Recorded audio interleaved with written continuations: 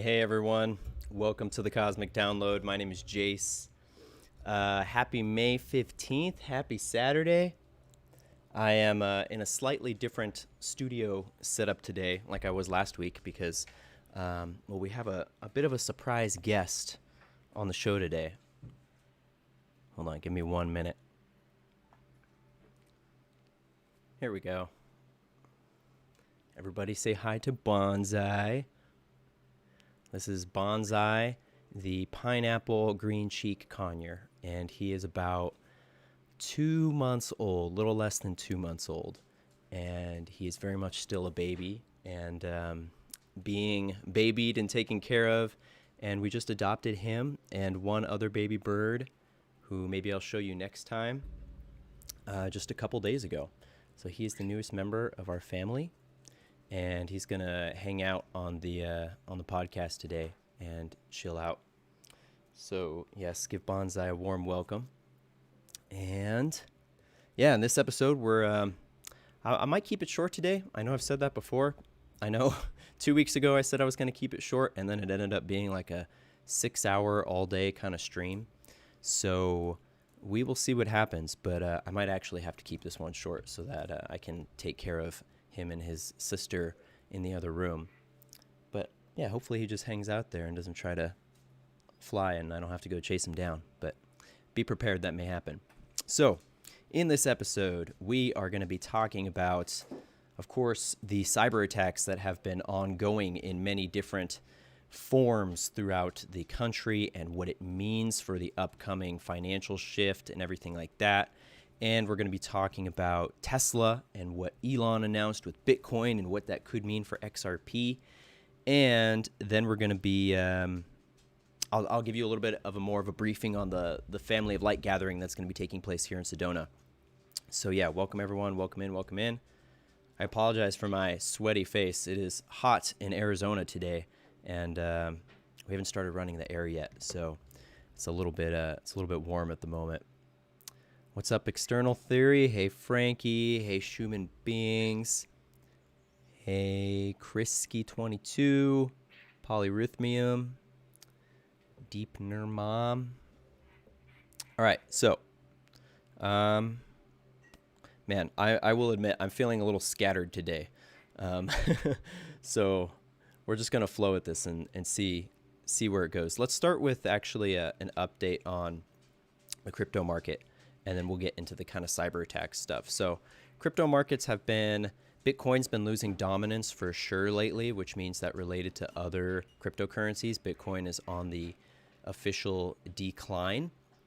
I believe it's the Bitcoin dominance has dropped below 50% substantially over the past week or two. So that is a really good thing for all the altcoins moving forward. If you've been paying attention to Ethereum, I don't own any Ethereum, but Ethereum has been going crazy. It went over $4,000, and that's a really big sign that we're about to see the alt run come in, because as Bitcoin loses its dominance, basically that money then starts to flow into these other altcoins. And man, it's still mind-blowing to see Binance Coin at, over $600 at one point. I remember when I had just like, I don't know, I probably had like 20-something Binance coins back over a year ago that were just for the exchange, and I think I just sold them into something else. But imagine what that would be worth now.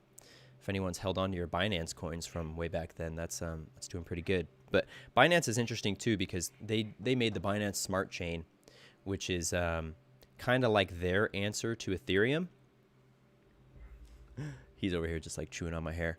The Binance Smart Chain was like Binance's answer to Ethereum in the form of smart contracts, but without the crazy fees. So again, that's one of the biggest issues. I would say the biggest with Ethereum is it's an elitist network. It's the miners decide the proof of work fees, the network transaction fees, and because those miners have become kind of their own like elite subculture, they just raised the fees really high. And so like I tried to buy an Ethereum based coin the other day,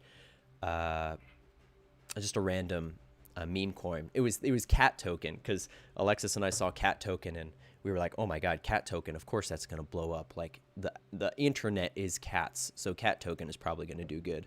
just as far as like a swing trade kind of thing.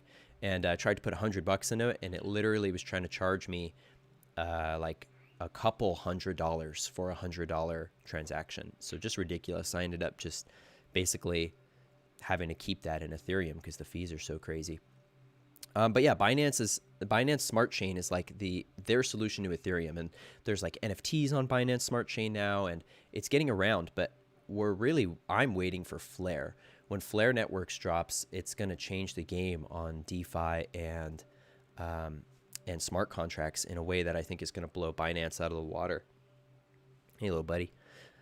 We have Cardano, Dogecoin have taken the market cap lead away from XRP again. XRP's back at number 7.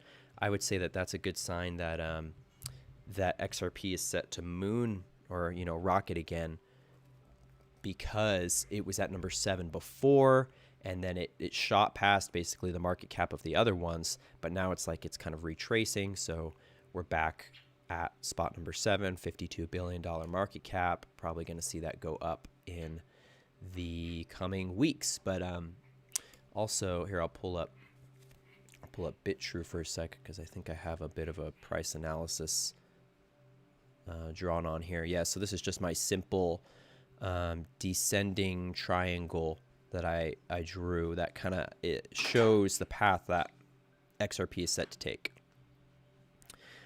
So this is all pretty normal, what we're experiencing, even though it seems like it's been pretty volatile over the past couple days, weeks. This is within this channel. So we could even see ourselves get all the way to the end here, which is kind of what I was expecting. 524, 523, potentially even 525 before we see any price action. It could happen before then, but I'm not holding my tongue. I feel like it's going to be until that point before we start to see some more price action. So that's my thoughts on where we're at with crypto. Let's talk about the Willow's just like over here like banging on the window. He's probably going to fly over here and say hi at some point. Bonsai, you're doing so good. We're just hanging out. I'm very impressed. Very impressed. Look how colorful he is. His colors really they blow me away. So beautiful. And he's so smart. It's incredible how smart he is. I thought the cockatiels were smart, and he's like next level smart, especially for how young he is. It's going to be exciting to see what he's capable of when he grows up. So let's talk about Cyberattacks. So this whole Cyberattack thing has been this narrative that's been growing for quite some time.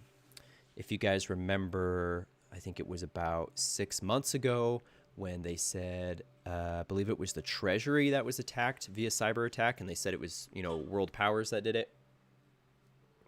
That was the first of these several Cyberattack labels that have been coming out that I believe are part of the plan of what's going to be going down. And of course, now we've had the something's in my eye. We've had the Colonial Pipeline cyber attack, which, of course, has resulted in this gas crisis. It's pretty obvious to me that it's an engineered thing. I'm not saying that there isn't a real crisis. Like people have reached out to me, messaging me, telling me that they were unable to get gas on parts of the East Coast and stuff like that. So I'm not saying it's not legitimate, but it's engineered. And now if you see what the news is kind of saying, they're alluding to that the next cyber attack is going to be on the banking system.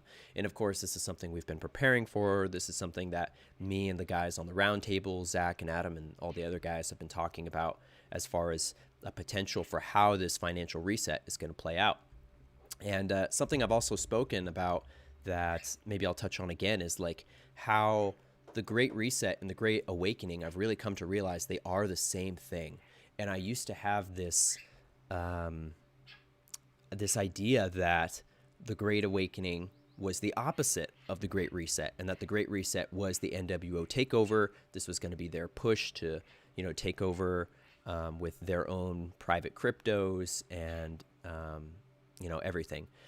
But as I've gotten into XRP, as my guides have told me to research this more, and I've been diving into it deeper and connecting more on the frequency of the truth here, I've been realizing, at least in my understanding, I'm not going to state this as 100% truth, but this is my understanding at this point, that the Great Reset is the Great Awakening, and it's the way that the White Hats are playing out this narrative of this war that's already been won. We've already won the war, in my opinion. All right, you can hang out there. And just because we've won the war doesn't mean that there aren't bad actors or negative forces on the planet that are still working to subvert the truth. I definitely still think there are negative forces. But the war, as an overall thing, I believe the war has already been won. And there we go, buddy. And with that, I think that these narratives that they're rolling out that are made to look like they're going to be the NWO narrative, it's almost a reverse psychology kind of thing they're doing, and it's challenging both sides. It's challenging anyone who has a preconceived expectation of how they think things are meant to go down on either side of the spectrum. So I really do think that what we're going to see play out is this Great Reset is going to happen. It's not going to be the NWO takeover that a lot of people think it is, but it's going to be, I think, extremely triggering for probably a lot of the 17 movement that is caught up in their particular way that they think things are going to play out. And like the people who are dead set on, the Great Reset being the NWO takeover. I think it's in the same way that the election triggered a lot of us, like the larger community, about what we thought was going to happen. I think it's going to be the same thing. I think that we're going to see something on the global scale happen that could scare a lot of people, but actually there's nothing to be afraid of. And then that's going to trigger a deeper awakening for a lot of people about the direction we're actually going as a planet. So yeah, I think that these cyber attacks are the direct lead up to this. It is the way that the White Hats are slowly conditioning us to what's going to happen. So we had the Treasury, we had this pipeline. I think there was another random cyber attack thing. Right now, Scripps Hospital in San Diego, huge medical group hospital, Scripps Medical Group. I know people who get medical care there. They are also under cyber attack in one way or another. And let me see if I can pull it up and show you guys, because the message is so funny on their website.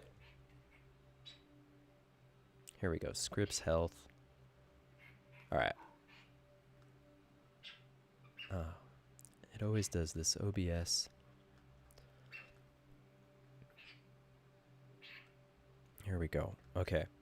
Scripps Health. Scripps.org will be back soon. The Scripps Health website is currently unavailable due to a network outage. Patients or families with questions should contact this number. We apologize for any inconvenience. So it's just like so casual. They're not even worried about it.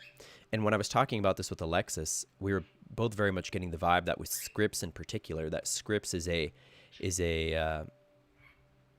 I'll just say gently, a military hospital, or like a military intelligence hospital. If you're familiar with Dr. William Tompkins, who worked on a lot of the SSP programs out of San Diego with Northrop Grumman, think tanks back in the 40s and 50s, where they were developing multiple football field-sized spacecraft that were going into orbit. Hey, buddy. And he also talked about Scripps Medical Center as being a part of what was going on in San Diego with this stuff. So I think Scripps is white hat. I think Scripps has access to medical technologies that are going to revolutionize the medical industry. Like, people talk about med beds and that kind of stuff. I don't know how exactly it's going to play out. There's a lot of kind of, rampant theories running around the internet as far as like med beds, a lot of fake photos being posted, CGI photos from games and stuff, people saying are med beds. So I don't know how that's going to play out, but I do feel like Scripps has access to technologies that are not normally accessible to the general public. And I feel like this cyber attack that they're saying they're going through is them resetting the system in a way or something like that. So just another example of these cyber attacks, and it's like it's going to be the way that they roll in the disclosure for this stuff, if you know what I mean. Hey, buddy. Let me know if his singing is too loud, and I will move him to another room. I know, you're just so happy. He loves it when we do live streams. He just wants to sing and talk and hang out. Bonsai's still hanging here. But this is Willow. Pretty sure most of you guys have met Willow. Willow the cockatiel. He's the older brother now. So, where was I going with that?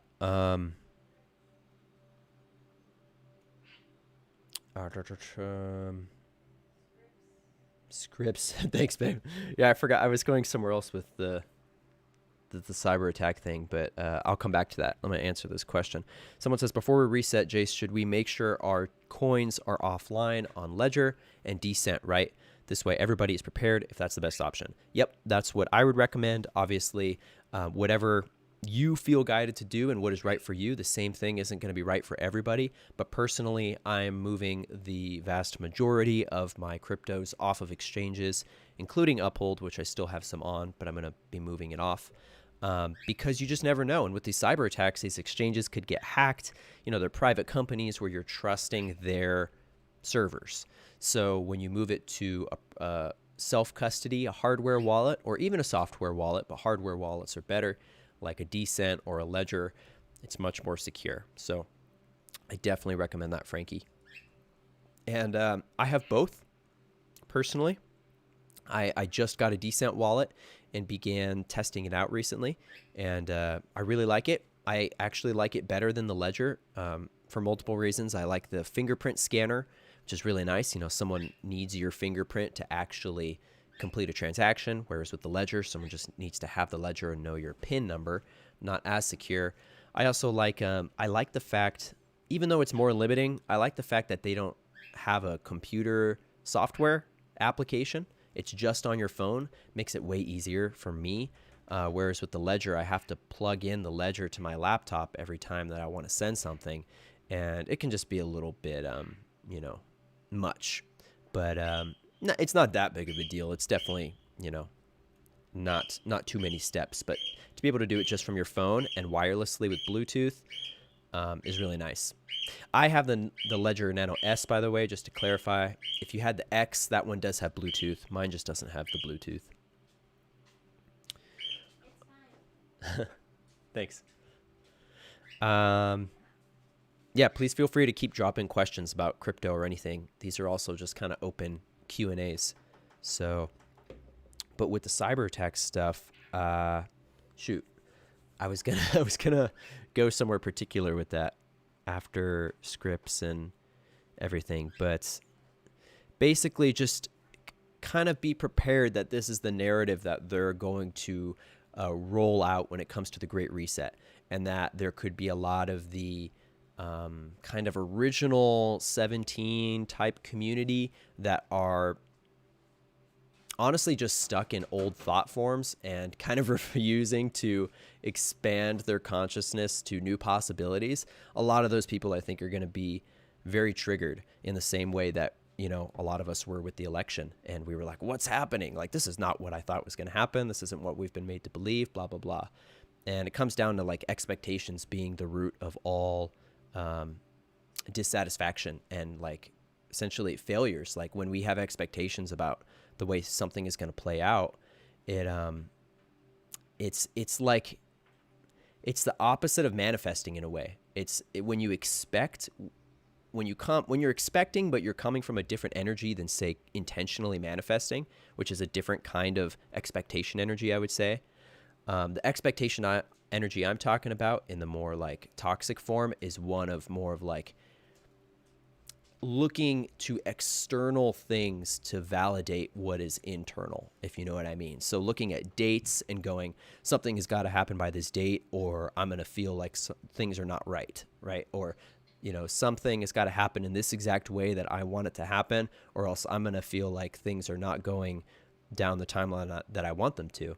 And I've, like, in my personal journey, I've had to kind of figure out this, as I'm sure like tons of us have this, there's like a balance between intentionally manifesting something and not holding expectations to it in that toxic way, and giving the room to allow the magic to happen. So magic, I was watching this video from Aaron Doughty yesterday, if you guys know who he is, and he had a great explanation of how it's really like the magic is only really allowed to happen in your life when you move into the unknown. But when you play in the area of the known, there's no magic, because you're creating the structure and the energy of what you think is comfortable, and it doesn't allow for new opportunities and magic. And like, I'm trying to find a different word than magic, but magic's literally the best word, because it's like this limitless void of opportunities. And by void, I mean like not like empty, but like an ether, like a it's just magic. I don't know how to explain it, but yeah, the expectations are really what like block that from happening. And so like on my journey, I've found this balance of knowing what I want, but also allowing the universe to play out what is divinely meant to be, and walking the line between that of creating my life, but also allowing the divine magic to create opportunities for me that maybe I would have never thought possible with the expectations that I was creating with the manifestation. So just kind of that tied into all this stuff. There's going to be a lot more social unrest trigger type situations, I think, in the coming months. And it's hard to say if we're going to experience like a black swan type event. And by black swan, I mean like this big kind of unexpected market crash. That could be tied into cyber attack. Like that's one potential timeline. I see it being a very sudden, like Poole says, overnight, right? Hey, ow, gentle, stop biting me. Thank you. Poole says he's just like gnawing. He's in that stage where he's just testing his boundaries, and so he's just. Huh? Well, he's been biting me for like the past minute. I don't remember. I don't remember what I said, but yeah. Yeah, black swan. So I see that kind of event as a potential timeline possibility, but I don't think that's the only possibility. I think that, like the Law of One says, there is no definitive timeline for how anything's going to play out. It's always in flux. There's always an abundance of different timelines. And when people tap into what they think is going to happen, like, saying psychics or prophecy readers or things like that, they're tapping into usually the most likely timeline, but not necessarily what is going to happen. So in that same sense, I feel that there's another likely timeline that is not so sudden. It's not so drastic. It's not like a crazy black swan market crash, banks, lose everything. This alternative timeline that I feel is also in potentiation is a much more slow, gentle, gradual timeline. And that has its pros and its cons. Pros that it's gentle, for parts of the population that aren't going to be prepared for something as drastic. It could be better for their psyche and their consciousness. But for people like us who have maybe been waiting for this kind of thing to happen for a while, it might be a little anticlimactic in the sense that we're like, come on already, let's just get to the point. And this is also that more gradual timeline is what a lot of the disclosure community has been calling the partial disclosure timeline. And the possibility that it could be 50, 60, 70 years that it takes to roll out these technologies. And I'm not just referring to financial technologies, but technologies of all kinds. We talked about the medical technologies. There's aerospace, propulsion, transportation technologies. There's biological technologies. There's all these things that are already being used by humans that have yet to be released to the public. And some of the people in the alliance, if you want to call them that, are on board and wants that gradual timeline, and others, I think, are voting in a way for the black swan type event. And we'll just have to see what happens. But I feel that both are still possible. And let me know if you guys resonate with that, or if you resonate with one more than the other. Maybe you feel like for sure we're more on the path of one of those two happening. If we look at just more towards what the Riddlers have been showing us in Poole, that's kind of alluding to the sudden event, right? Like the overnight the tidal wave of liquidity, all that kind of stuff alludes to it happening really quick, which I would prefer, honestly. I'd prefer the quick, even if it's a little rough for some people around the edges. If it's a little rough, it's kind of just like ripping the Band-Aid off, something we just got to do. Are you comfortable, buddy? Yeah. He's being so chill. He likes live streams. Polyrhythmium says, I agree. I'm not afraid of the timelines anymore. I want to be the chill one who helps others through whatever comes our way. It's what us light workers and starseeds are here for. Totally. And I think a lot of us over the past couple years, with all the crazy, information that's been coming out, have been getting caught up in a lot of the mind side of things. And it's very easy for us as humans to get caught up in the mind and forget to integrate like the body and the spirit. And I think like what you're talking about, polyrhythmium, like as light workers and starseeds, the more that we realize the trinity of the mind, body, spirit, and not just understanding these things from a mental point, but understanding them from a spiritual and a physical health point of view, like we talk about on the round table with the knights, that is going to be what's really going to help people continue to hold space moving forward for the people that are stuck in the mind, and the people who do end up spiraling out of the mind. It's going to be because they aren't grounded in the spirit and the body. And so people like us who can provide that context and that healing and that assistance, it's going to be really important, and also like high in demand, I think. Not in like a economic sense, not like financially, but high in demand. Like people are going to be searching for people to assist them and guide them on their journeys, on their spiritual journeys, especially as people's worldviews become shattered. The normies, as their worldviews become more shattered, there's going to be a larger need for space holders to come in and help those people.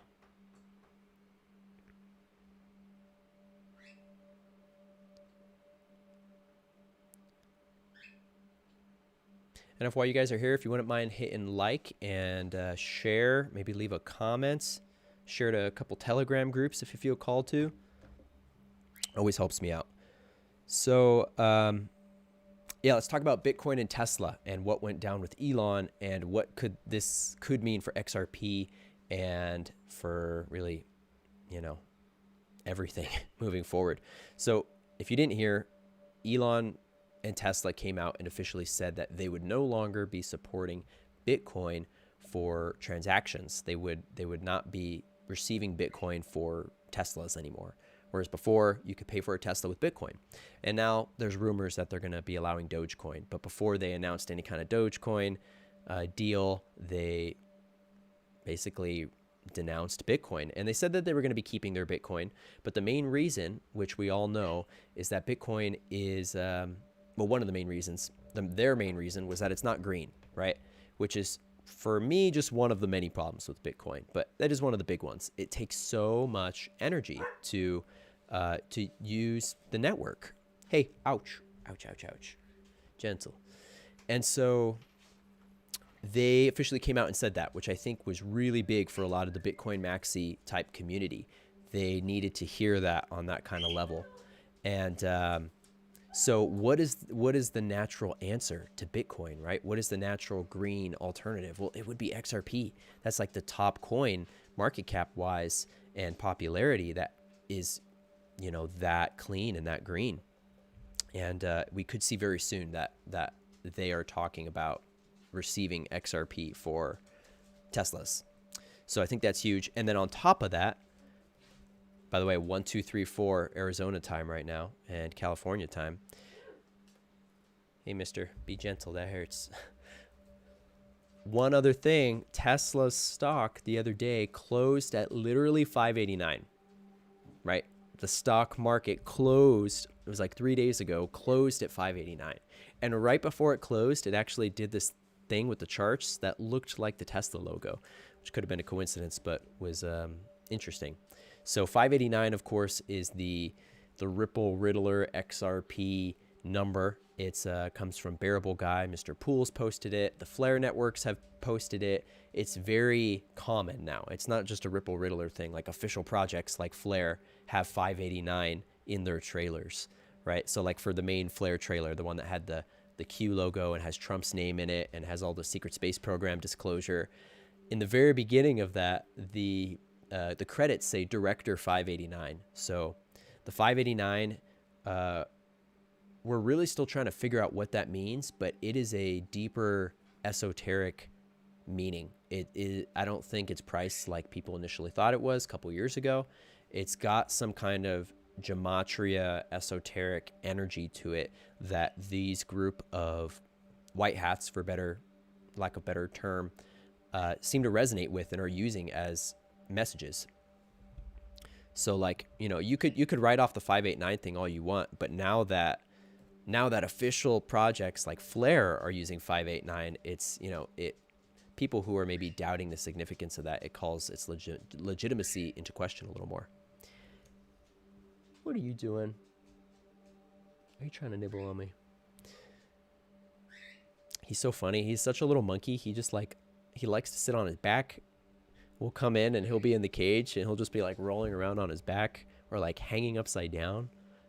He was just like hanging like a bat the other day when I went in his cage. Hey, ouch. Gentle. Thank you. So that was really cool with Tesla 589. I think that is, I think that's going to be big. I think that what we just saw obviously caused Bitcoin to crash. Let's go back and check this out. So Bitcoin, 47,000 right now, right? So it kind of topped out at like 64,000. I think this is potentially the official decline. And if you remember XRP, oh, shoot. I have the wrong page up. Come on, OBS. There we go.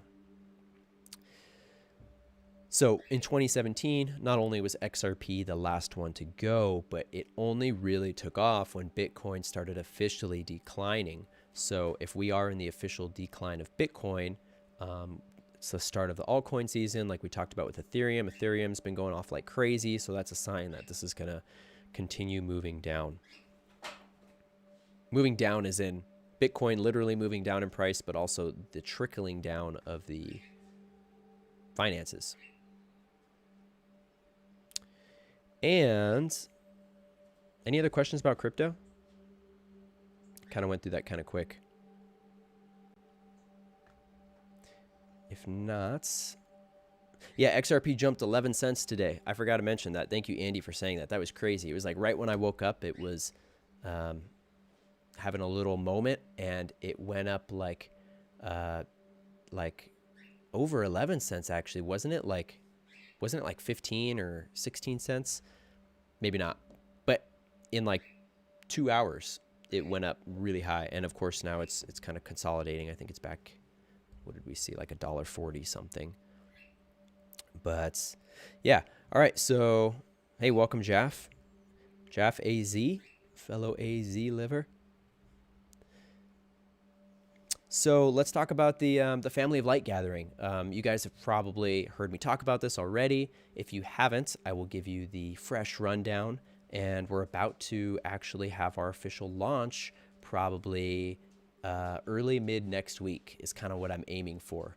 But at the same time, my guides are telling me like, hey, take a break, because we're kind of overworking myself with all this. But what's going on is that in Sedona, Arizona, beautiful Sedona, Arizona, we're going to be having a 3-day conference style gathering, but it's going to be bigger and better than just a conference. Well, bigger's relative. There are a limited amount of tickets. It's actually kind of an exclusive thing.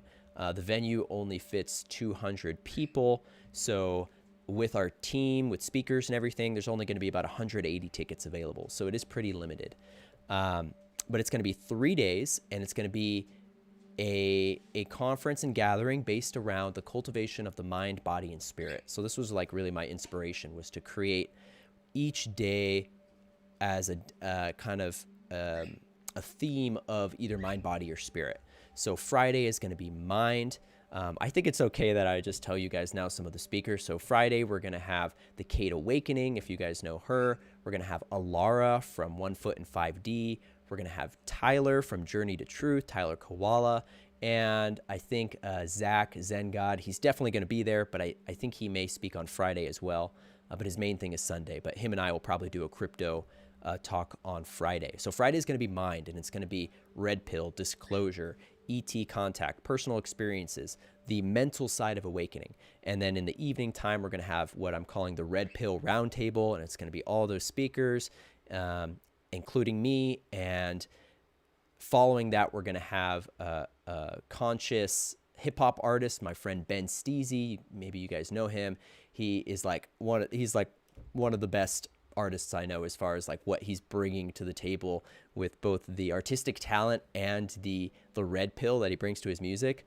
Like he has a song about adrenochrome where he really exposes it. He has a song about taking tonics and elixirs and mushrooms and superfoods, and he's all about like the health and biohacking in his music. So he's awesome, and it's going to be a great like follow up to the energy on that day.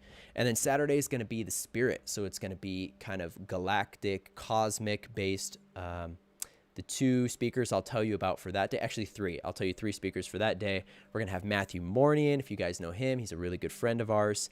We're going to have Rion and Alexander from Sedona, if you guys know them, Team Light and Crystal Current. They're awesome, also friends of ours. Pretty much everybody is friends of ours. That's kind of how we're just doing this. We're just inviting all our friends as, speakers and contributors and things like that, artists. And then that evening, we're going to have a dance party, cosmic dance party that me and my friend Ryan will be DJing. And then Sunday is going to be the body day, and it's going to be based around body health and science and kind of the more grounded side of things. So we're going from mind to spirit, and then grounding it on Sunday in the body. And I'm gonna hold off on some of the speakers for that day because that we're still dialing in exactly who. But Alexis will be speaking on the Schumann resonance and the space weather and her research with that. And a couple other people that I will tell you later once we're a little further along. But that is kind of the gist of it. We're also going to have vendors, conscious vendors there. That's filling up kind of quick. I know people have reached out to us asking if they could be vendors. I'm sorry if I haven't gotten back to you yet since we've gotten these babies this past week. I've been pretty busy taking care of baby birds. So I'm really behind on emails, and I'm sorry for anyone that has reached out in email, either wanting information or a session or something. I'm a little bit behind on that. So after this live stream, I'm going to catch up on emails. But if you guys are interested, for this conference, we're going to be offering crazy crypto discount, like really solid crypto discount. So the tickets are going to be $333 if you pay with US dollar for 3 days, which is pretty average. But I really wanted to give the opportunity for people to come who aren't able to pay that, to have a more affordable price, and then also to promote cryptocurrency. So if you pay with cryptocurrency, it's going to be a whopping 33% discount at $222. And that's a really good deal. Like if I could go to a 3-day conference like this for $222, that's great. Yeah, it's hard to find stuff like that, especially here in Sedona. So that was kind of like my main, I really am trying to focus on how I can make this conference as much service to others as possible in every way, for the speakers, for the attendees, for everybody involved, for the venue. I really want it to be a source of abundance for everybody involved. And that's really important to me, more so than like anything else, than money or anything else. I mean, obviously. So that is a really great opportunity for people that want to be able to come here. I know a lot of questions have been coming in around camping and lodging and things like that. So this is a professional venue. It's honestly the most professional venue for conferences in Sedona. It's pretty much the only one. It's called the Sedona Creative Life Center, if you want to check it out. And while there isn't camping at the venue, there is an RV park right next door if you want to camp at an RV park, or there's also free camping just outside of Sedona, about 15 minutes. There's BLM land that I've camped on several times. Absolutely amazing, very beautiful. You can see the Milky Way, super crystal clear, amazing energies. And that's like 2-week free camping on BLM land. So for anyone that's interested in that kind, there's that. And then, of course, there's lots of Airbnbs. There's a hotel called the Andante Hotel. There's lots of lodging options. So for anyone interested in that, I will be putting more info about the lodging options on the website when the website launches next week. So if you are interested in a ticket, I was offering early bird prices last week, and I was getting a lot of people buying them. So we sold out on the early bird ones, and which was great. Some people got like a really even better price. But now we're moving into the normal sales. And like I said, we only have 180 tickets, so it is pretty limited in that sense. I definitely think we're going to sell out. And on top of that, one other thing to mention is that there's going to be a live stream that you can buy. So if you are nowhere near this part of the country or part of the world, and you want to be able to come in a way, we're going to be offering live stream tickets, also available at a discount with cryptocurrency. So I believe the price I'm going to be moving forward with that is going to be 111. And the inspiration that I kind of got, I don't know, from my guides or whatever, was to have 321, right? So 333 for the normal ticket price, 222 for the crypto discount, and 111 for the live stream. And then the crypto discount on that is probably going to be like $99 or something. But the live stream is going to be really great and pretty much unlimited. Like there is kind of a cap on it, but I think we'll be good. And we can actually extend the cap on the live stream if we need to. So if you're interested in any of those and you want to get your ticket now before they sell out, you can reach out to me at divinesovereignbeings@gmail.com. Link is down below. You can also message me on Instagram or Telegram if you have me on Telegram, and you can reach out to me there. And for people that have already reached out, if you're watching this, like I said, I'm behind on emails, so right after this, I'm going to go through and address all my old emails and get back to those people who have already reached out about tickets. So any questions about that? I'm super stoked on this, guys. Like, it's going to be so great, and it's moving and flowing and coming together so easy, so easy. I'm just so excited, and I'm giving the space to allow the magic to come in, like I was talking about earlier, to allow the event to create itself in a way. Like I'm obviously the stewardess for creating the structure, but I really want to allow the magic of the energies and the people that are going to be there to create the event into something that is maybe even beyond what I was expecting and imagining. And I'm really inviting that next level of magic in. So yeah, 3 days of speakers, musicians. There's going to be sound healers too. I forgot to mention that. There's going to be sound baths. There's going to be vendors with crystals, with light technologies, with healers, like all sorts of things. Food truck. Alexa says food is important. Yep. Yep, I will be DJing.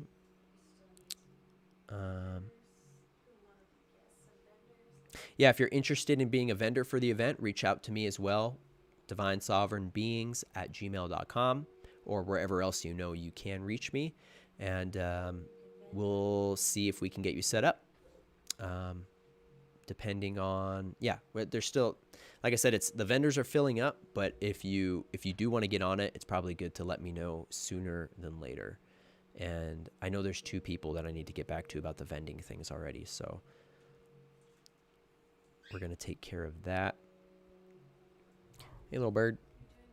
Munch, munch, munch.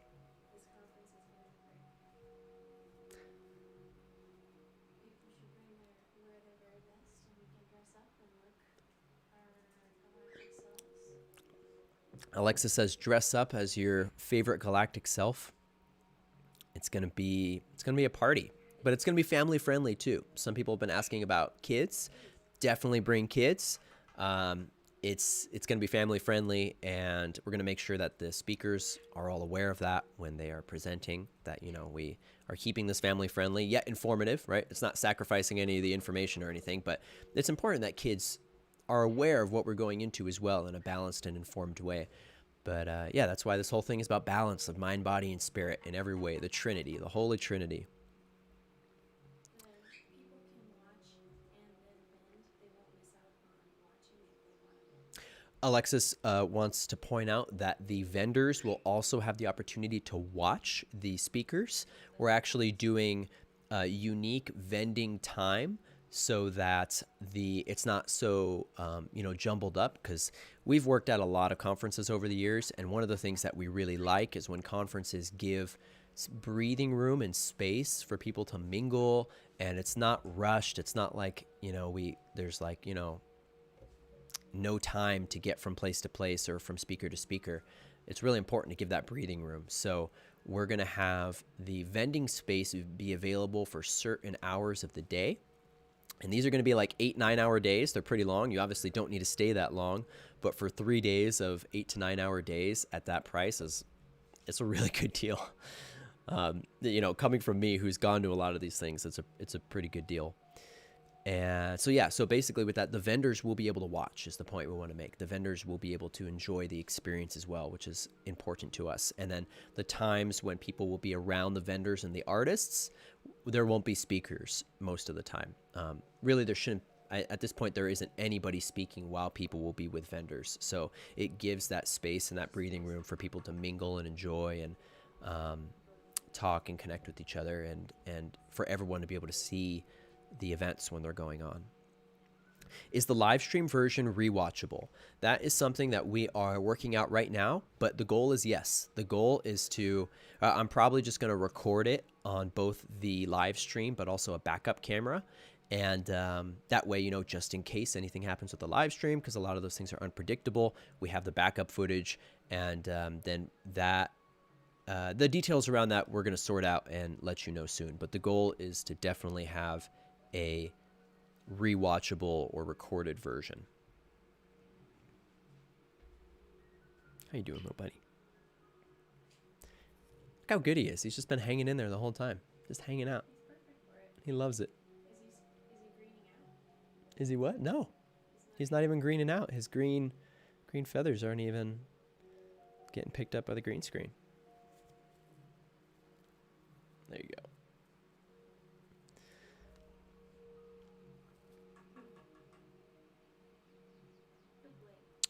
Also a reminder, please subscribe to my backup YouTube page in the description below. Top link, I believe. It's our Divine Sovereign Beings backup channel. Both Alexis and I run this channel. And Divine Sovereign Beings is going to be the kind of official name that is presenting this conference. So the material for the conference, as far as the promo videos and things like that, information, likely interviews with the speakers, will be on that channel. So make sure and go and subscribe to that below. And like I said, that also functions as a backup channel if they give me a third strike on this one and decide to delete me.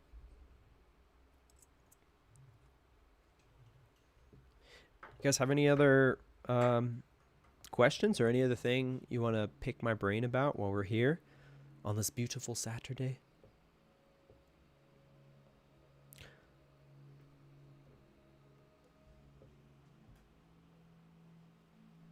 Another thing about the conference that's going to be really cool is I think it's going to be one of the first places that a lot of the people in the King group meet. If you guys have been watching the roundtable, you know who the Kings are, the group of divine masculines that have been talking about crypto and health and the awakening and red pilling people.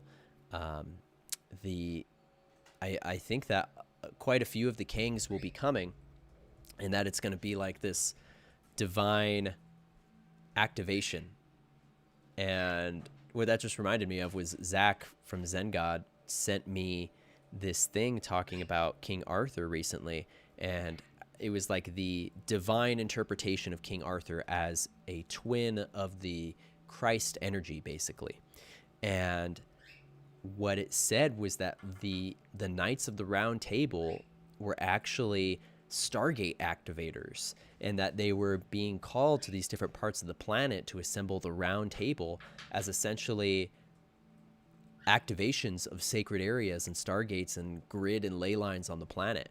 So in a very like tangible sense, I feel like that's actually what's going to be happening here, not with just the kings, like the official kings, but everyone that's a king, everyone that is a king, a queen, a divine sovereign being, which is everybody that's going to be at this conference.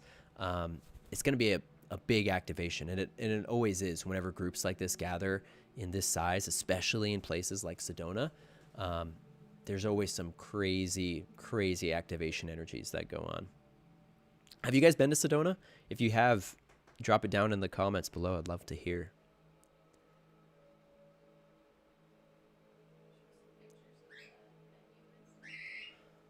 Oh yeah, I'll show you guys some pictures of the venue. That is a good idea.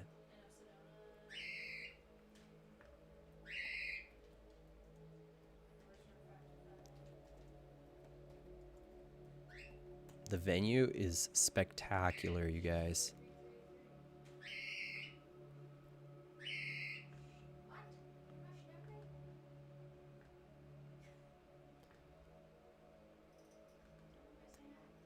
And it always does this whenever I try to go to the internet.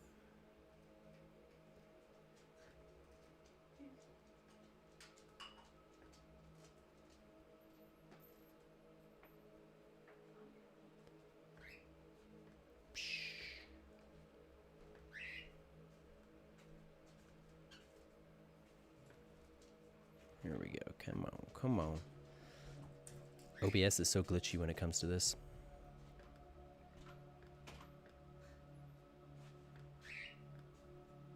There we go.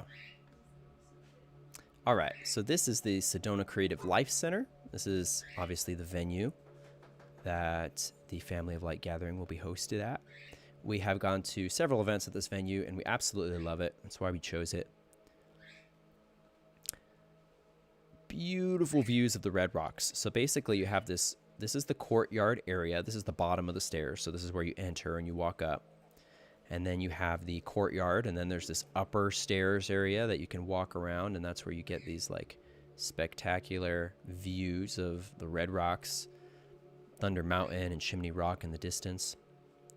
And then this is the inside of the venue, which it's going to look more decked out and decorated when we get in there, but this is it in its basic form. It's a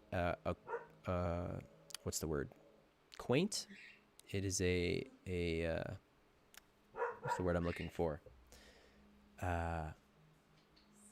Intimate.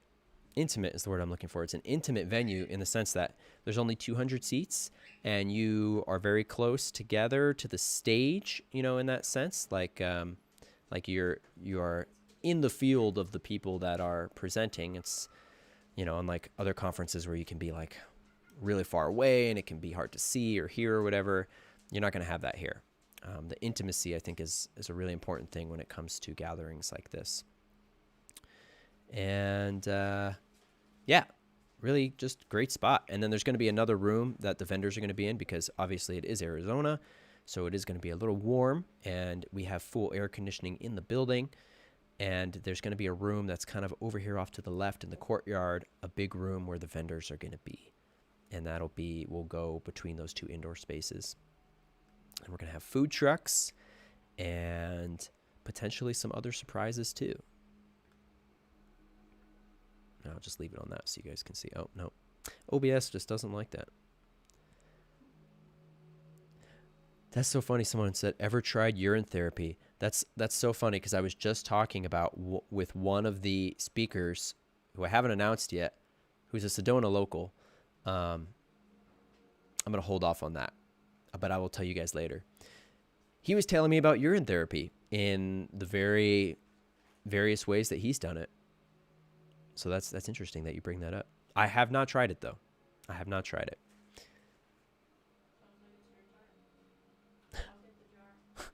Alexa says, sounds like it's your time. I'll get the jar.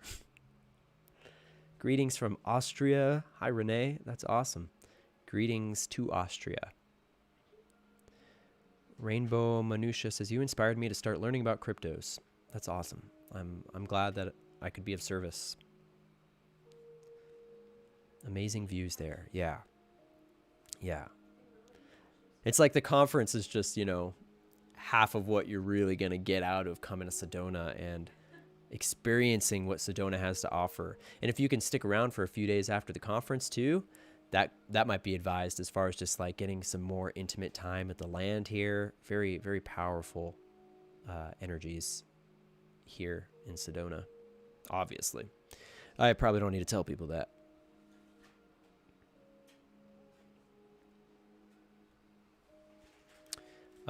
Anything else you think I should mention regarding things? Just yeah, the 14-day free camping, and you can also put your RVs on the land. Like there, it's okay to put RV Alexis dry camping, pack in, pack out. Alexa says for the free camping that I was mentioning on the BLM land, you can bring RVs, like full-sized RVs there. It's really just like whatever you want to do there set up. There's no amenities. There's not like camp ground spots or anything. It's just kind of like big like dirt pieces of land, and that's surrounded by like red rocks and other rocks and just a huge view of the sky. It's amazing. But yeah, the point being is that you can if you're going to bring an RV, you can either pay to have your RV at one of the campgrounds, like the one that's right next door to the Creative Life Center. I forget the name, but it'll be on the website. Or you can go to the campground for free, or Airbnb hotel, obviously, your options as well.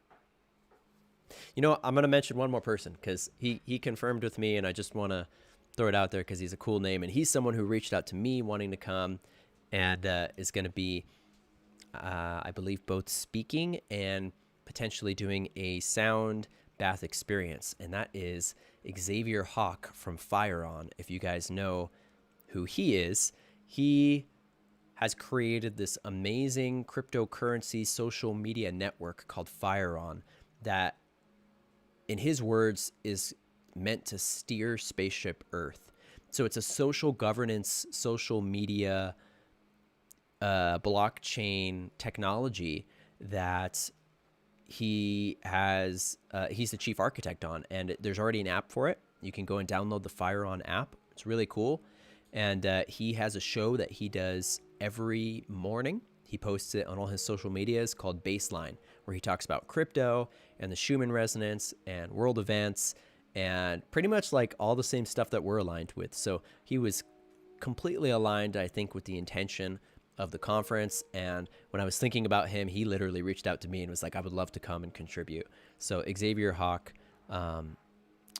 is going to be a fantastic addition to the energies that we have there. And I highly recommend checking him out if you guys aren't familiar with him.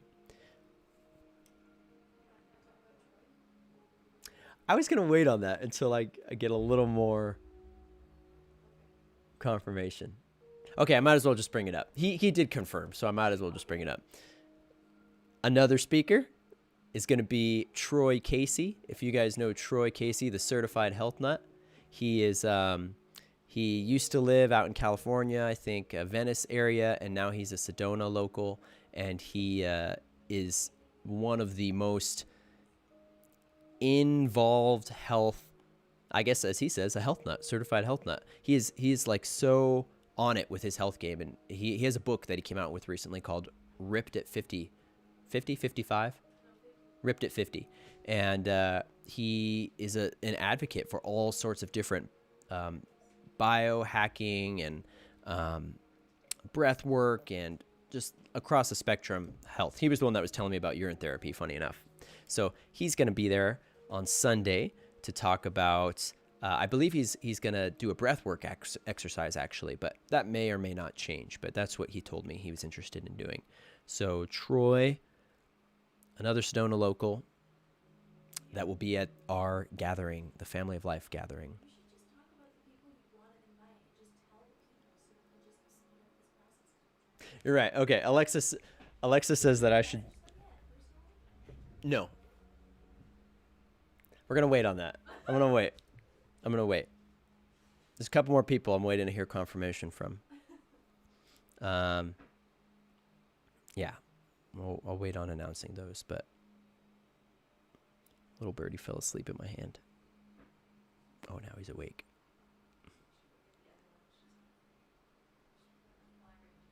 Yeah, she would be a little chaotic. There is another little baby bird that is a baby cockatiel, but she is a little more chaotic and is not quite as calm and snuggly as him. She is snuggly, but she might just try to like fly off at any random moment. And we have dogs in this room, so although the dogs love the birds, they have taken a very like parenting role with the birds.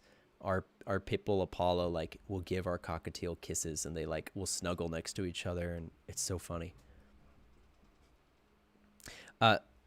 Neo Dynium says, is this an indoor-outdoor event? This is an indoor event in an air-conditioned space that will have the opportunity to go outdoors and get a breath of fresh air and look at the red rocks and take a stretch. But the event itself will be taking place indoors in air-conditioned rooms. So that's really important for Arizona, And it's good too because we are in Arizona, but we're in northern Arizona, so it's nowhere near as hot as Phoenix can get. Where Phoenix will be 120 plus, it'll be like 100, maybe a little over 100 here. So, what? The closest airport is going to be in Flagstaff, Arizona, which is about an hour and a half north of here. Alternatively, you could fly into Phoenix, PHX, which is about 2 hours south of here. Phoenix would probably be cheaper, but longer drive, bigger airport. Flagstaff is much more intimate and closer.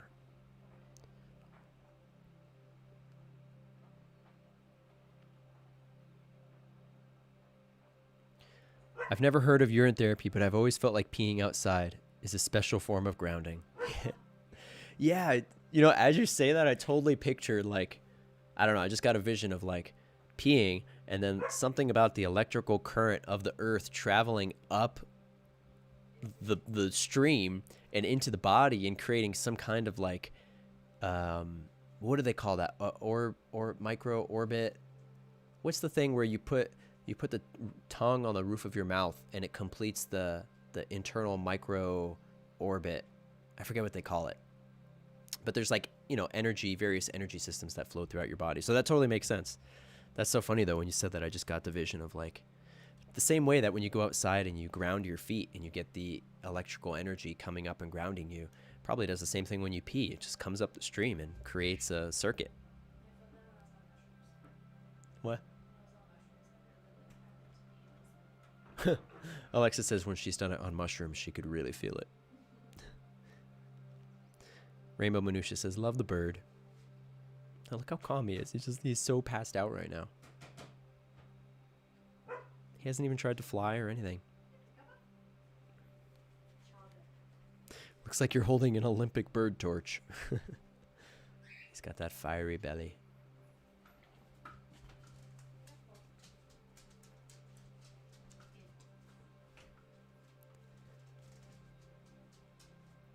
You could do it from a rooftop. That's funny.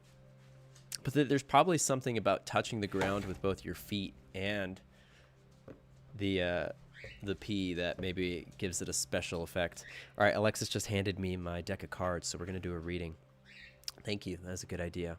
So this is a deck of cards that she actually got me recently for our anniversary. Shamanic Healing deck. And maybe you'll recognize that logo for a couple of reasons. This logo started showing up in my life before XRP became a thing, before Ripple became a thing. You might look at that and think about the Ripple logo because we've been talking about that with the Knights, how this symbol dates back to a couple different cultures, but I think mainly it's Celtic. But the natives also had a version of this here. Like this sign is all over Sedona because it was a native thing. It was also the Airbender sign in Avatar: The Last Airbender, so I always felt attached to that. So now that people are associating it with Ripple and the Trinity, it's like even more so coming full circle. All right, let's draw a card. We'll do a one-handed card draw. So I got a bird in the other hand. Let's go XRP. What's it doing right now? I should check on it. Remember when we did that stream 2 weeks ago and it just started pumping? And then I live streamed for 6 hours?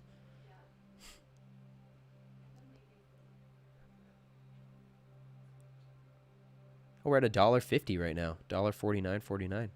$1.53. $1.50.3. Dang.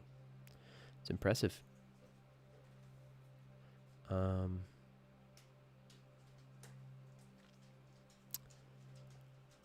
Nasara happening.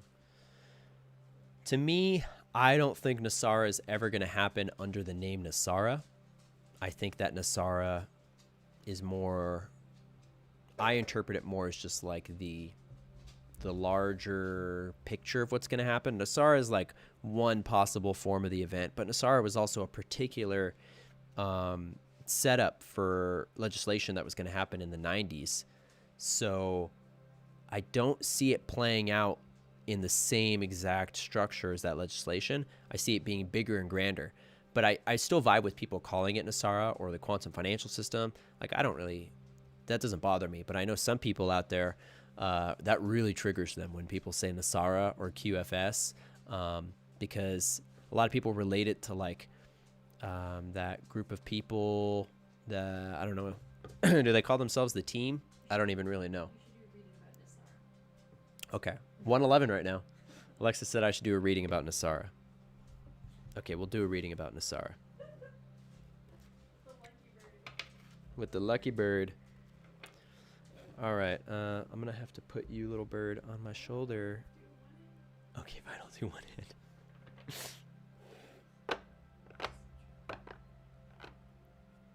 How do I shuffle with one hand? Okay, I'll just pick a random card. Okay. I want to know about Nasara. What source energy? What can you tell us about Nasara?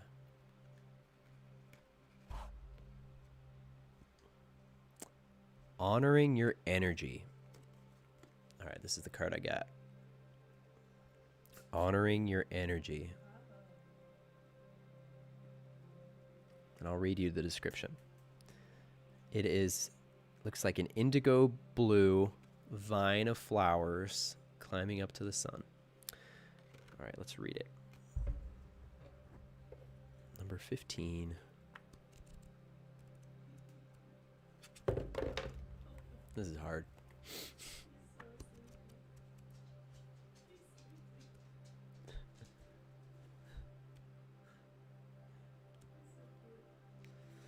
Well, there's 16. One back. There we go. All right. Honoring your energy. We all have those days when we are Oh, sorry. I can't even read right now. It like broke up the word over 2 lines and my brain was just being dyslexic. We all have those days when we are disinclined to do anything. We try all sorts of mental tricks to talk ourselves into doing what we should be doing. Does this ever work? No.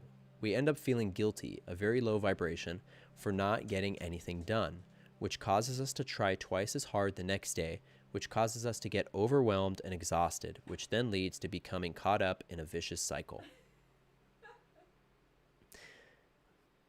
Yes. Your body has rhythms just as everything else on this earth does. Flowers, trees, plants, and the elements. The tides ebb and flow. The sun and moon rise and set. Animals hibernate and flowers grow, bloom, and go dormant. You need to listen to the inherent cycles within you. Rest when you need to. Work when you need to. Do not try to outthink the natural rhythms. Go easy on yourself and reserve judgment. You are your own harshest critic. Well, that's a really good card. I know that we've definitely been dealing with themes like that. I don't know how that pertains to Nasara, but I wonder how that could apply to. Yeah, Alexa says taking your power back, feeling into the rhythm so you don't panic. It kind of, I feel like, goes back to what I was talking about expectations earlier. And and like, you know, manifesting what you want, but not overexerting yourself or creating expectations that result in you having a negative reaction to whatever that is. What does that sound? It's just an intro to the next song. Oh, I just got tricky with it. yeah, that's interesting. But even as just a outside of Nasara, just general, as a general reading, I think that's very applicable right now. There's been so many crazy energies coming, you guys. I'm sure you felt it, but this past week especially, and past couple weeks has been very clearing, but like it's like a mass psychedelic trip, you know? Alexa says the moon is part of it. The new moon. We just had the new moon, right? Yeah. And there's an eclipse coming up. But would you say the new moon would create that effect? Because normally it's the full moon that kind of adds the mad factor. No way. They're all they both make us crazy. Well, yeah, the bird was meditating, says Frankie. He is totally meditating. Ambi says, I just got my fulgurite in and the other little crystal babies you and Alexis sent me. Their beautiful energies are so strong. Thank you guys so much. Sending your beautiful little family love. Awesome. I'm glad to hear it. I'm glad you got it. Yeah, so we sell Sedona lightning crystals, which the official term is fulgurite. Fulgurite is when lightning. Let's see if I have any. You can get me one? Okay. Alexa's is going to get me one. So when the lightning, thank you for posting the link. When the lightning hits the red rock dirt here or anywhere in the world. You got a little nervous. This is one of my favorite pieces. This is one of my like really sacred personal pieces. So the lightning strikes the sand, right? And the temperature, as we've all heard, is hotter than the surface of the sun. Look, he's like looking at it. Hotter than the surface of the sun, and it instantly fuses the minerals in the ground into a tubular structure. And so you'll find these long tubes that are like several feet long, and they're kind of broken up into smaller chunks because ones like this are likely millions of years old. Like, no joke, fossilized lightning. Hey, Alara's here. Bird friend says hello, Alara. He just gave you a little shake. That says hello. So yeah, so like somebody I know in town here who also sells fulgurite, he tested one of his. He told me literally 500 million years old it came back. Now, take that with a grain of salt as far as carbon dating, but from what I understand, if anything, carbon dating, it's older than what carbon dating tells you. Like, well, I don't know. Yeah, I don't know the specifics, but yeah, I don't know. But I know that looking at different kinds of fulgurites, you can tell the ones that are older, like more petrified. I don't know how well you guys can see this versus newer ones. Like the older ones are much more solid in their structure. The newer ones are like kind of brittle and are more likely to fall apart. And it's because these older ones, I believe, have actually gone through the petrification process over millions of years and have turned to more like a stone rather than just like a clump of sand. But you know that it is like when you find them, because like I said, they're laid out in these really long lines of several feet. And you can see where the breakpoints were, like someone was just walking or something, and they're right under the dirt and maybe broke them, and they broke over time. And then when it rains and stuff, they get washed to the surface. So if you're interested in buying a piece of fulgurite, you can do so on our website at divinesovereignbeings.com. Adopt, Alexa says. If you'd like to adopt a piece of fulgurite. We don't like the word buy. I know. It's the programming of the language I'm trying to get over. Alexa says that like she literally talks to them and they decide who they want to go home with. So when someone orders one, we go over to the group of them and we like receive the message from them on which one wants to go with that person. And one or two or whatever will usually like pop out right away and be like, okay, that's the one. So adopt is the word we're more looking for than purchase, because they are living beings. Like, they're crystals. They're very powerful. They have thoughts, she says. So yeah, Amy says she's going to make hers into a necklace and keep it close to her heart. That's awesome. I've done that with a couple of them. Made some necklaces. Can I buy the bird, says Alara. No, but I can show you where you can get one. There are other babies. Actually, you know what's funny is the group of babies that he came from. The woman here who had the babies, she's going through a medical thing, so she's unable to take care of all the babies. So she's actually going to be giving them to another bird owner, caretaker in Mesa, Arizona. So I can get the details and info about that.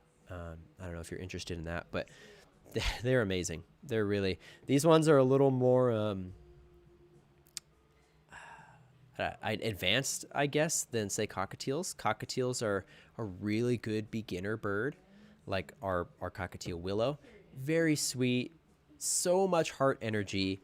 It's like they're like puppies in a bird body, and he's even more so like a puppy because he's smarter and he's got more. He tests the boundaries more and he's got more intelligence. Although he's been really good so far with the boundary testing. I kind of feel like he's going to be better than most of the average ones are. What? He has specific boundaries. He has specific boundaries? He has specific boundaries. Yeah, he does have specific boundaries. Yeah, he's very much in his body, and he's more dense energetically than the cockatiels, if that makes sense. It's like the cockatiels are more etheric. They're more just like, they've got this like collective consciousness that they all are kind of the same in a way, but they have unique personalities, but they're so connected on like a consciousness level. And if you picture them in Australia where they come from, they're like pigeons there. They're just like flocks of hundreds of them that fly around together. Same with the budgies. Alara, this is a green cheek conure. Bonsai is a green cheek conure, and he is the variety, the color variety that they call pineapple. Oh, big yawn. Just had a big yawn. That was so cute. Yeah, pineapple green cheek. And they're from South America. They're native to the forests in like Brazil and the central South America area. They're like a macaw intelligence in a tiny little body. Like they are that smart. And we've only had him here like 2-3 days. And already he like, every time we come into the room, he immediately flies to us and just wants to be with us all the time. He doesn't want to be away from us. So you could definitely like, I'm not saying you couldn't get one of these as your first bird for anybody, but they are higher. They have a higher learning curve of how to interact with them and take care of them than say Willow. Come here, buddy. Here's Willow. Like a falcon. Yeah, like if well, he's like an Australian pigeon basically, but they're like falcons. It's like if our like kind of pigeon type bird, I don't know, that's how I think about it. He's not related to a pigeon, but I kind of just feel like they're like the pigeons of Australia, but they're parrots. They talk and they sing and everything. And so does he. He makes totally different noises though. Like you could tell their voice boxes are made differently. There's a big yawn again. Oh my gosh. So cute. In our third eyes, we see him. Alara says the Schumann is doing a number of things to him.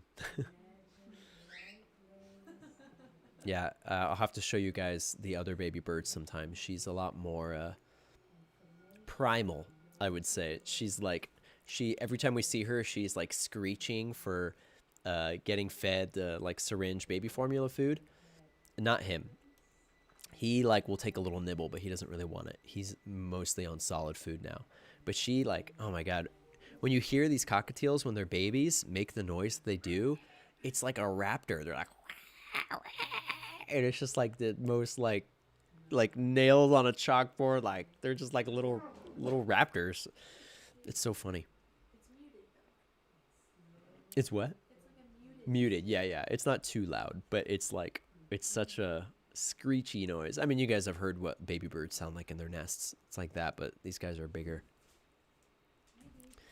Yeah, you guys are falling in love with him. He's falling in love with you too. He's loving this. This is gonna be his new side gig. This is his new. He's gonna pay the rent. Alexa said this is how Bonsai is going to pay the rent. Oh no, that's so sad, Rage.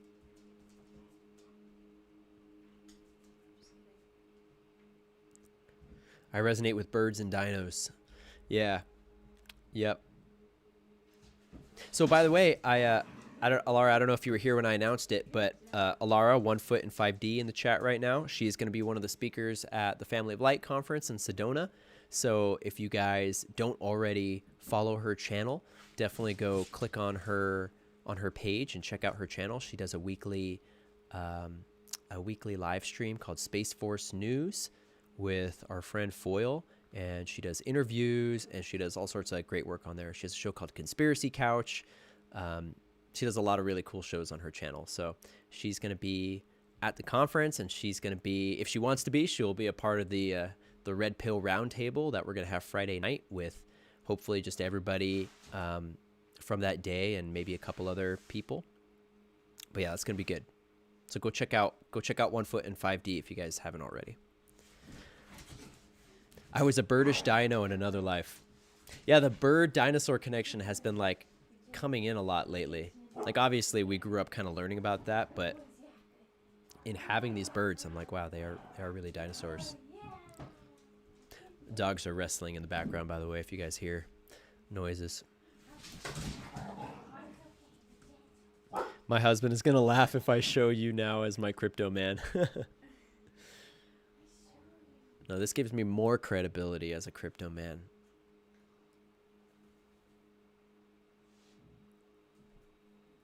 Yeah, you're like Noah's Ark. Thank you, Ambi, for posting her link. Awesome, awesome. Should we draw another card, you guys?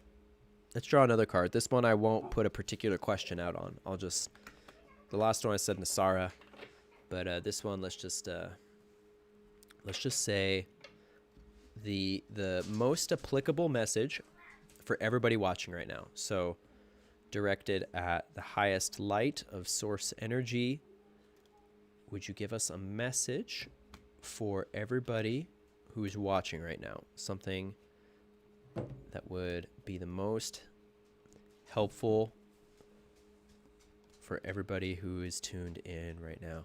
Man, shuffling cards with one hand is hard. I feel like I'm doing a magic trick again, like I was a kid. Just kind of tossing the cards around. I did. I used to be good at them. All right. I'm going to draw. Okay, I'll just do one. This one's calling. Here we go. Inner Journey.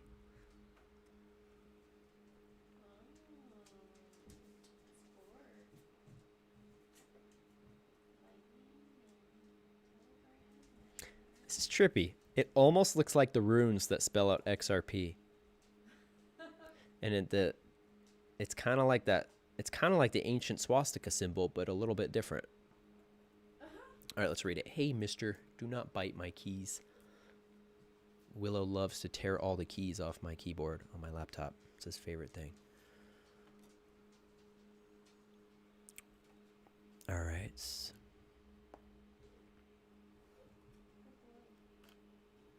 Let's read it. Number 35 in the book. I'm honestly so impressed that he's just still chilling. He likes my voice, I guess.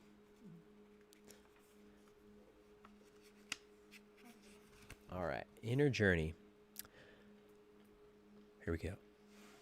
Not all who wander are lost. At times, we are so consumed with our own personal journey that we project our journey onto another. Every soul arrives on this planet with lessons to learn and a life to live. For as many souls that are out there, there are that many different journeys. Do not judge another's journey. Always respect where another person is on their path. Meet everyone you come in contact with where they are on their path. Do not insist they come to where you are. By doing this, you will not only expose those around you to your own healing vibration, but you will offer them acceptance without judgment. This is a great gift to both give and receive. Oh, little Oh, you stole my key. Which one? Willow just ran away with a key on my keyboard. Excuse you. Excuse you. That's not yours. Took my escape key. Excuse He you. escaped with my escape Thank key. you. That's But not yes, back yours. to the card. That's not yours. Here you go. You say sorry. He is feeling your love. You say sorry. Big stretch. He's definitely feeling your guys' love.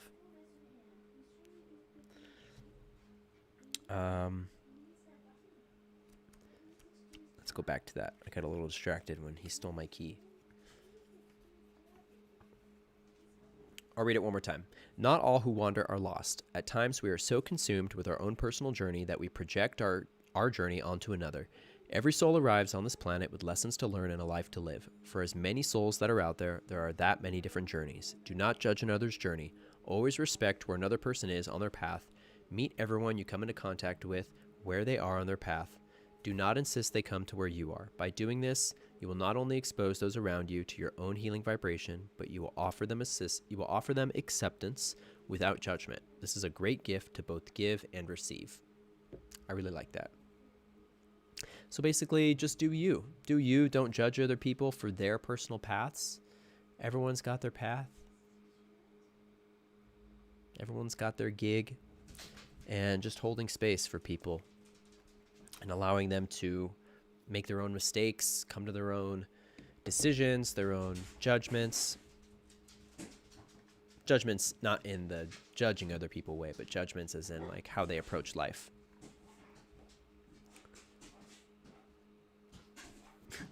Could you hold off on that? Thanks. She's like playing with the laser with the dogs, but they just start going mad. As soon as we bust out the laser, they're just like smash into everything. Good boys. You get a treat now. Oh, good boys. Oh, that's sad, Ambi.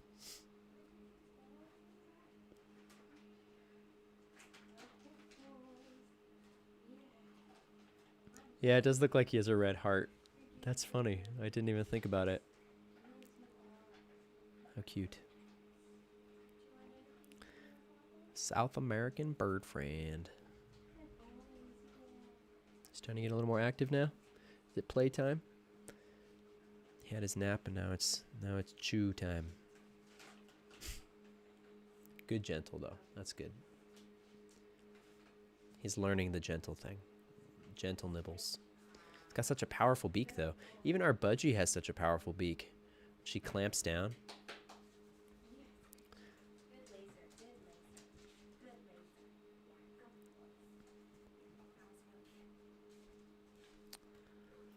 Well, you guys, I think that's gonna be it for me. Wow, we've already been doing this an hour and a half. See, time flies by so fast. That's crazy. Well, it was great hanging out with you all. I would do some kind of burning, smudging of some sort to close out the space, but with him around, it's not too great for his respiratory health. So the birds are our closing of the space. He is our sacred ceremony for the day. And yeah, I'm glad that I could bring him on to show you guys. You could hang out. We'll get one little closer. There we go. Say bye to everybody, Bonsai. It's funny, only on this spot right here, he's starting to key out on the green screen on his yellow.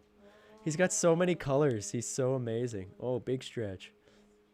He's got like blue teal wings and the yellow red belly and So pretty. such a pretty bird.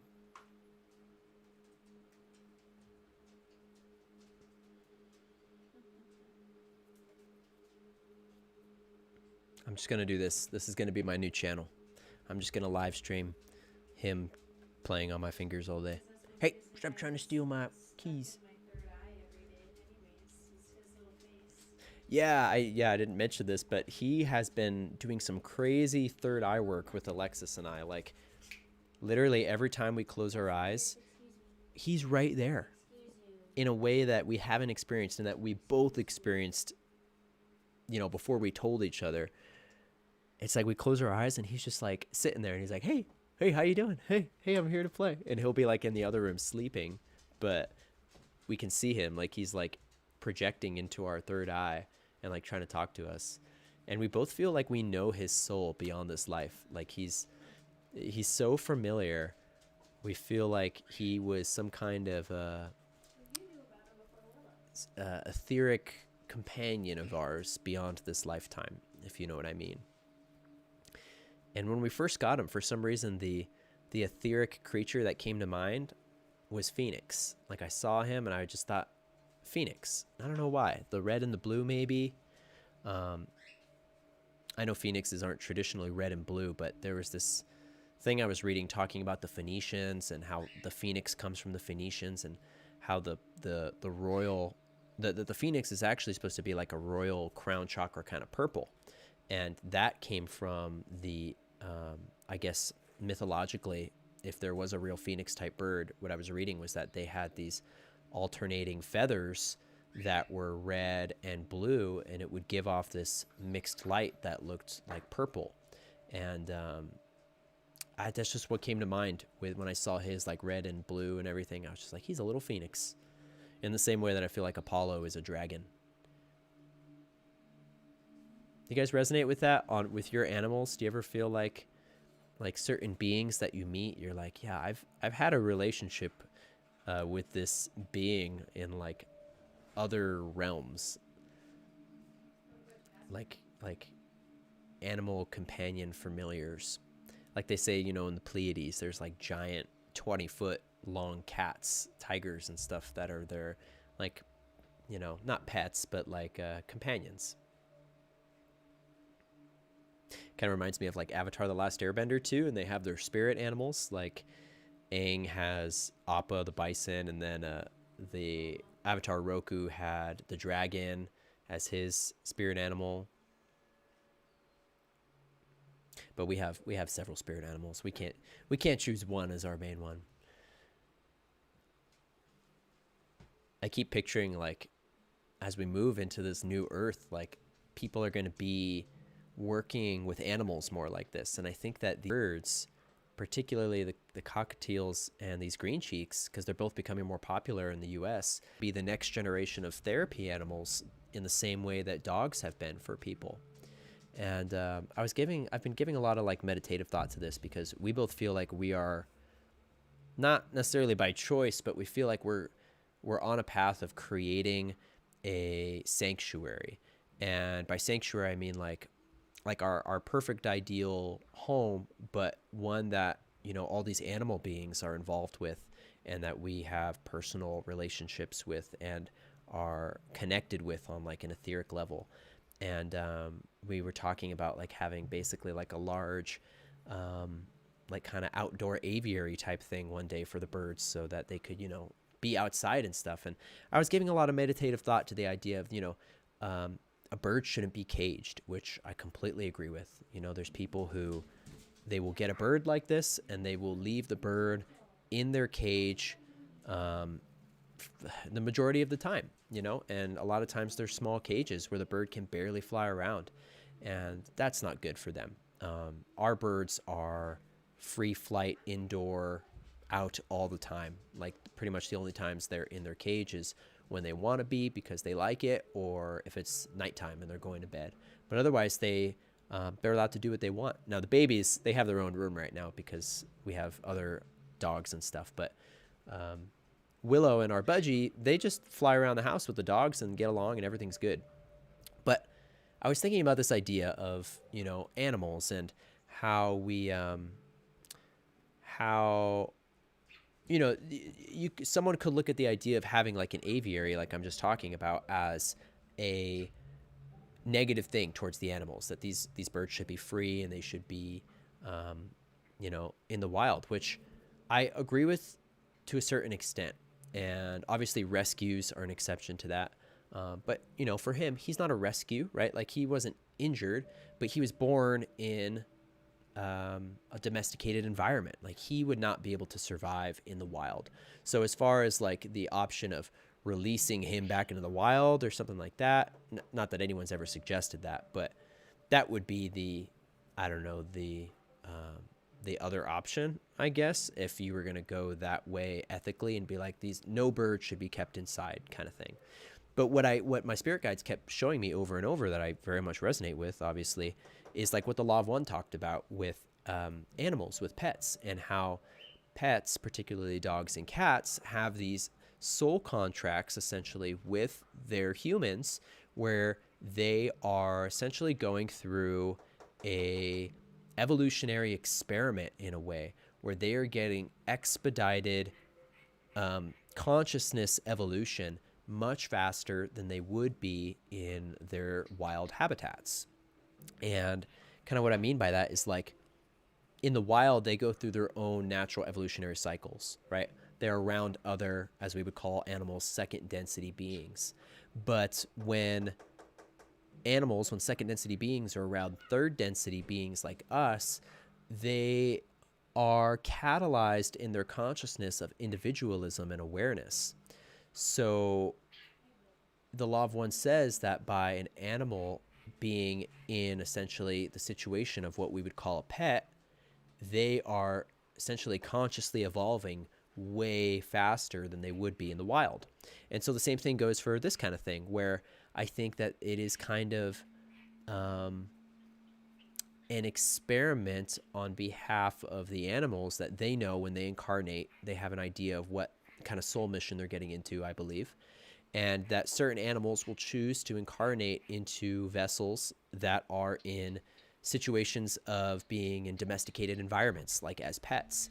And like I fully believe that, like, you know, he knew that coming in, that this was going to be, like, he probably chose us to a degree in the same way that a child would choose their parent. Obviously, that's much more intimate on the physical level. But I think moving forward that the animal interaction with humans is going to become, it's going to evolve, and it's going to become more conscious and more developed.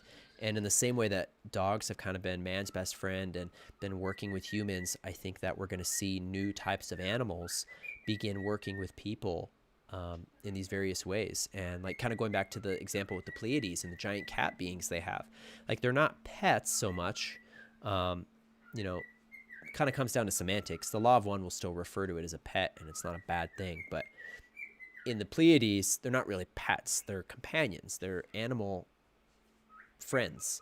And that's kind of what I see is going to happen here too, that these beings will become more intimate with people.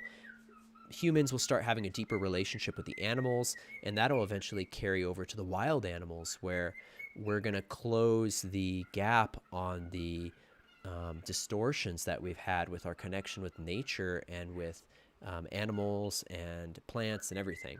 And I don't know, that's kind of a random rant, but I've been doing a lot of meditating on that because it's important. You know, there's a lot of really polarized people who are very distorted in their thoughts, I guess. But like the PETA type organizations that would try to say that any kind of, I don't know. I don't know if they would actually say this, but that any kind of having a pet would be bad or something like that. But at the same time, obviously PETA is super, super cabal, and they are abusing animals behind the scenes and doing all this stuff. So there's a big polarity of distortion with all that. Hey, ouch, ouch, that hurts, ouch. Thank you.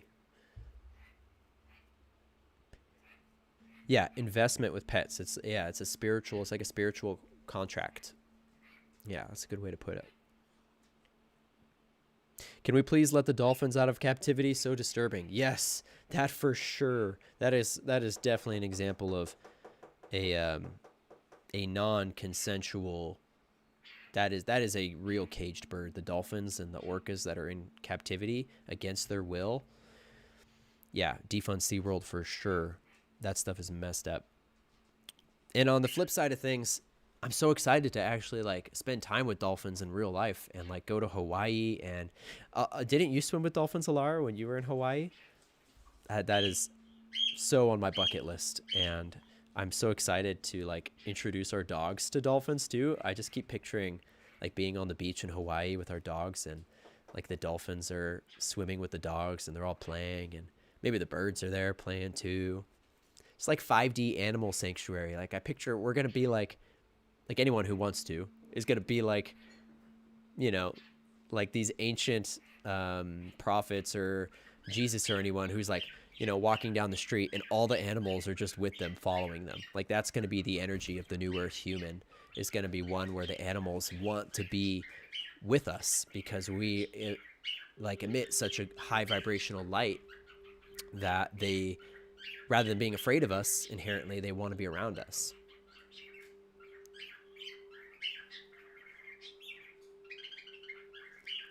Yeah, Birdie in the background agrees too.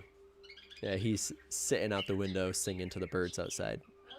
Hello. Want some chips?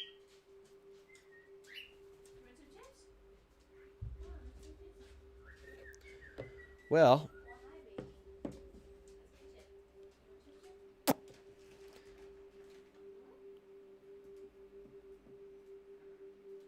let's see where crypto prices are at. I know I said I was going to end, and then I'm just kind of kept going. That's what tends to happen. It's like I get more energy as I go on in these live streams. But,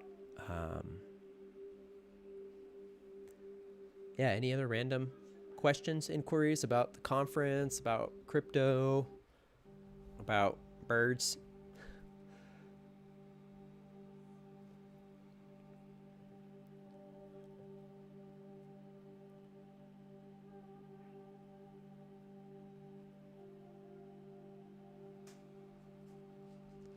Fernando says, I love that idea. Our animals have been contracted to be with us. I swear I have a proper intuitive connection with my dog. We've just got to look at each other and get it. Yeah. Yeah. And I really do feel like we know a lot of these beings beyond this life, like the star seeds that are coming here. We've had these animal companions in other lives on other planets, and I think that they are literally like coming here and incarnating with us now in some cases. To assist and also remind us like who we are and what our true cosmic origins are. And all right, Alara, see you later. Good to have you here. Yeah, I'm gonna go ahead and wrap up the stream too, because Mr. here is starting to bite me a lot because I think he's getting hungry, and I pretty much hit everything I wanted to say. So thanks for joining, everyone. Good stuff. Please subscribe to the backup channel down below. Follow me on Instagram at JAYSEDEFACE, Jaysteface on Instagram, and keep an eye out for the official launch for this conference. So you'll know about it here. I'll post a video here. If I get banned here, it'll be on the other page. And then the Telegram group as well. Telegram group is Cosmic Origins Channel, and then there's Cosmic Origins Chat. And I think they're in the description below. I need to update that though. I'll get on that. All right, you guys, much love. Thanks for hanging out, and I'll see you next Saturday, maybe sooner. Peace out.